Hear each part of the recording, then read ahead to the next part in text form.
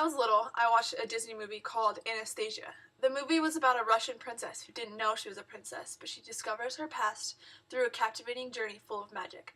I loved that movie and wanted to have some secret princess life like Anastasia. I was also captured by the story of destruction, the fight of good versus evil, and of course, romance. That is why, for this nonfiction project, I chose a book by Candace Fleming titled The Family Romanov: Murder, Rebellion, and the Fall of Imperial Russia. Candace Fleming is a children's author, speaker, and teacher from Illinois. She's written many children's books, and she states, "I've always been a good storyteller. Even before I could write my name, I could tell a good tale, and I told them all the time." The author provides many images and graphs to enhance the reader's understanding of this time period.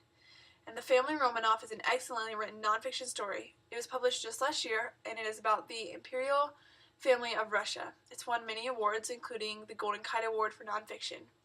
The story is written for students aged 12 to 16, and it is full of historical evidence.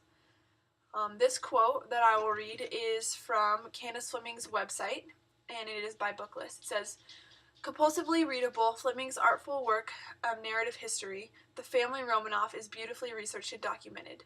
For readers who regard history as dull, Fleming's extraordinary book is proof positive that, on the contrary, it is endlessly fascinating, absorbing as any novel, and the stuff of an altogether memorable reading experience."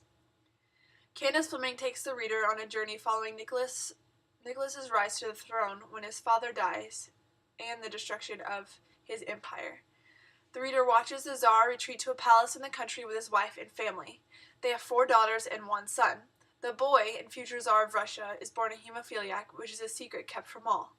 As the family lives their lives in exclusion, the world around them starts to fall apart. The peasants of Russia rise up in rebellion of the terrible poverty.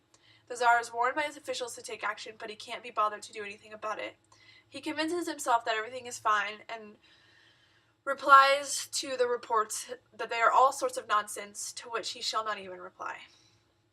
The Tsar lets murder go unconsequentially, and the results are catastrophic. He receives the name Bloody Nicholas and is ridiculed by his subjects.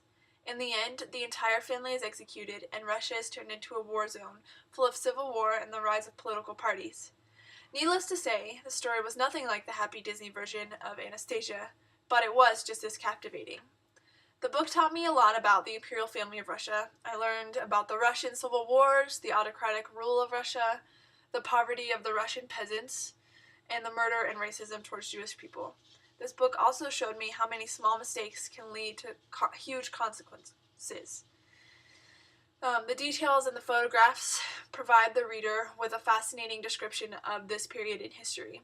And the author provides so much detail and imagery that I never doubted the reality of this story. The author gives details on the personality of Nicholas, his wife, and their children, causing me to fall in love with the royal family, and I was simultaneously heartbroken for the poverty among the Russian peasants. The descriptions of this story captivated me as a reader, and I couldn't put the book down. I love reading historical fiction, and although this book is nonfiction, I was just as captivated by this story as any other fictional story I've read.